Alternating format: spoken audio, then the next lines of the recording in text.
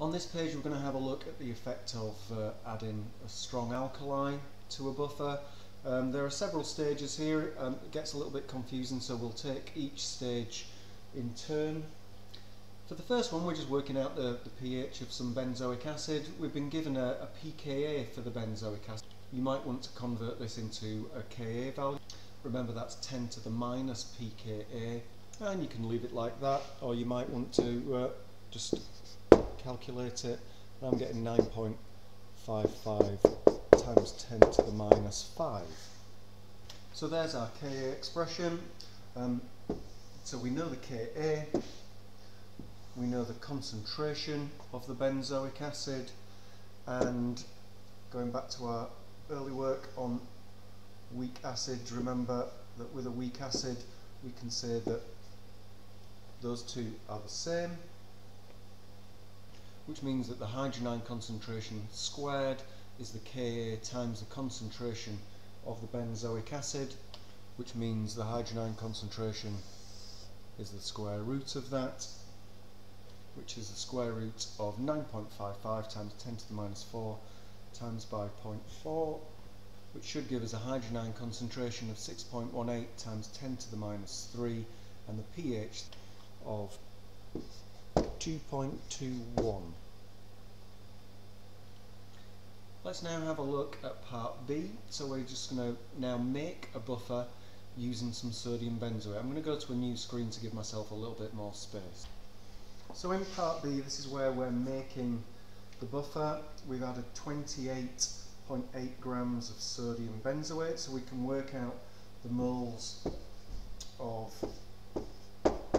sodium benzoate that we've added. And this is the mass over the MR of sodium benzoate, which if you work that out comes to be 144, and that is 0.2, and the moles of the benzoic acid. So now we need to use the volume, and the moles is the concentration times the volume, so that's 0.4 times 500 over 1000, which conveniently is also 0.2. We can get the pH by popping these into the following expression.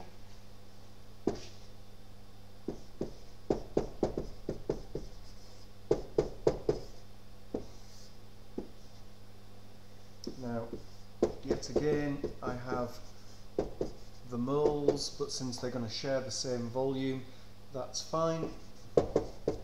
So use the Ka value, and I'm sure a lot of you will be able to see that the 0.2s are going to cancel anyway, which means that my hydrogen ion concentration is simply going to be 9.55 times 10 to the minus 5, which means the pH of the buffer is 4.02.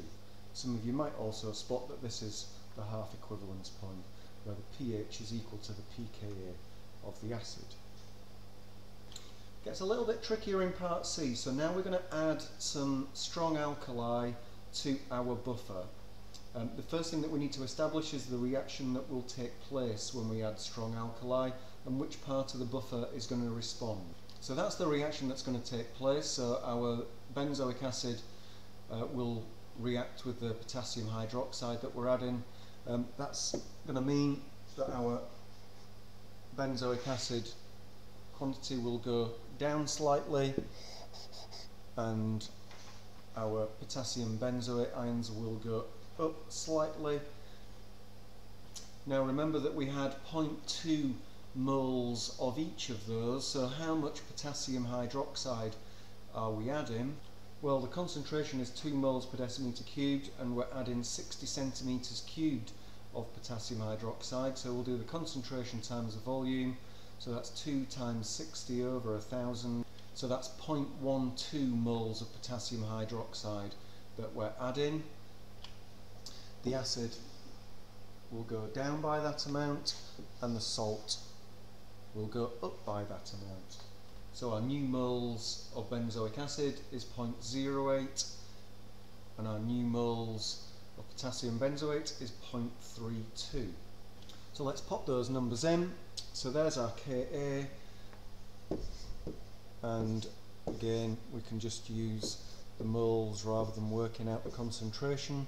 Some of you might be able to see that's just in a 1:4 ratio, and that gives us a hydrogen ion concentration of 2.39 times 10 to the minus 5 and a new pH of 4.62. Remember, in part B the pH of our buffer was 4.02, so we've added a chunk of strong alkali, and unsurprisingly the pH of our buffer has increased slightly, so we're on 4.62 at this point. In part D we continue adding strong alkali to our buffer. Let's have a look at the moles. Our moles of benzoic acid remaining, so we were down to 0.08, and we're adding another 60 centimetres cubed of 2 molar potassium hydroxide, so that's going to be another 0.12 moles of potassium hydroxide. Hopefully you can see now this is no longer going to be able to act as a buffer, so we're going to eliminate any of the weak acid that's remaining, and we're going to end up with a solution of strong alkali. If we link this to a pH curve, so through this calculation, to start with we just had a weak acid, we then created the buffer, we added some strong alkali in part C, and what we've done now, we've gone past the point of neutralisation, and so we're now up there with and we've created a strong alkali. The moles of hydroxide ions remaining after this reaction is going to be 0.04, so subtracting one from the other, and overall our new volume, well, we had 500 originally, and then we've added 2 portions of the potassium hydroxide, 60 centimetres cubed each, which gives us a total volume of 620 centimetres cubed. So we have the moles of the hydroxide and we have a volume of the hydroxide, which means we're able to get the concentration of the hydroxide ions by doing moles over volume, and this is a concentration of 0.0645 moles per decimetre cubed. You'll need to use Kw to access the pH of this strong alkali, like so. Assuming it's 298 Kelvin, our Kw 1 times 10 to the minus 14 divided by the 0.0645 gives us a hydrogen ion concentration of 1.55 times 10 to the minus 13, and then a pH of 12.81.